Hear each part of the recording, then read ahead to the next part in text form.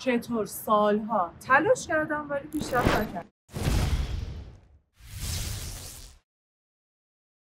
شاید تو هم مثل من باشی، تلاش کرده باشی، خیلی هم تلاش کردی، کتاب خوندی، پادکست گوش دادی، مسیرهای زیادی رو تجربه کردی، اما نهایتاً احساس می‌کنی این تلاش‌ها به هیچ جا نمی‌رسه. چی میشه که این اتفاق میفته؟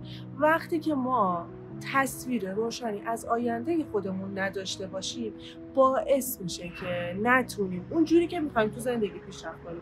یعنی به خودمون که میایم میبینیم تلاش کردیم، خیلی جاها از خیلی چیزا گذشتیم، اما به اون چیزی که میخوایم نرسیدیم. چرا؟ به خاطر اینکه برای خودمون مشخص نکردیم. چون مشخص نکردیم؟ یه مسیر روشن. اون مسیر روشن چی میتونه باشه؟ بیا برای خودت دقیق مشخص کن که از زندگی چی میخوای. منظورم از دقیق چیه؟ ساعت، روز، ماه، سال همه رو بنویس. مثلا من توی 30 روز 8 تا ویدیو میخوام بذارم توی یوتیوبم. همینقدر. تلاش پور فقط درد داره ولی هیچ نتیجه‌ای نداره. چیکار باید بکنی؟ بیا برای خودت قدم تعیین کن. 4 تا قدم بهت یاد میدم و خواهشاً و لطفاً این 4 تا قدم رو دقیق انجام بده. اولیش اینه که توی یک خط برای خودت مشخص کن که دقیقاً میخوای چیکار کنی. توی یک خط، نه بیشتر، نه توضیح اضافه، نه جزئیات علکی.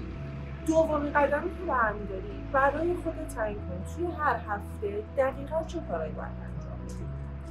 اون کارهایی که برای خودت میذاری رو انجام بده. سومیش، توی هر هفته، توی هر روز، هر ساعت که برای خودت میذاری دقیقاً همون چیزی رو انجام میده که برای خودت تعریف کردی.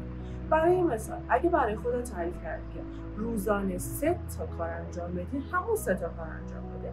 وسطش جلگیر نشی و بیای 9 تا انجام بدی. فکر نکن اینجوری جلو رفتن چیزی رو بهتر میکنه. همون کاری رو انجام بده که تعریف کردی برای خودت. مورد بعدی که 4میش باشه، همیشه واسه خودت آخر شب 3 تا سوال از خودت بپرس. چیه اونا؟ 1. چقدر کار من پیش رفت؟ دومیش، چه جاهایی کارم دیگر؟ و سومیش، فردا باید چی رو تغییر بدم؟ همه کارهایی که گفتین انجام دادم ولی بازم به نتیجه نرسیدم. چیزایی که میگم و حتما چک کن. اولین چیزی که چک می‌کنی این باشه که لازم نیست خودت زیر سوال ببری. راجع به مسیرت بیشتر فکر کن. نه به خودت بگو من تنبلم، انگیزه ندارم یا هر چیز دیگه‌ای که بخوای به خودت بچسبونی. به خودت چیزی نچسبون.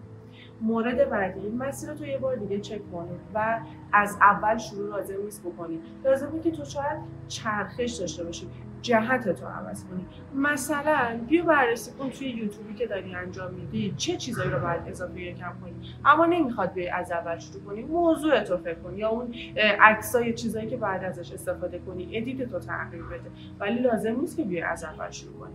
مورد بعدی که حتما باید یادت باشه اینه که هیچ وقت تداوم رو یادت نره. ادامه بده، اینقدر ادامه بده که مشکل کارت مشخص بشه. حتما ادامه مسیر رو با من باشه، بهت یاد میدم چجوری باید توی این کار تداوم داشته باشی و تو زندگی یه تغییر دائمی ایجاد کنی.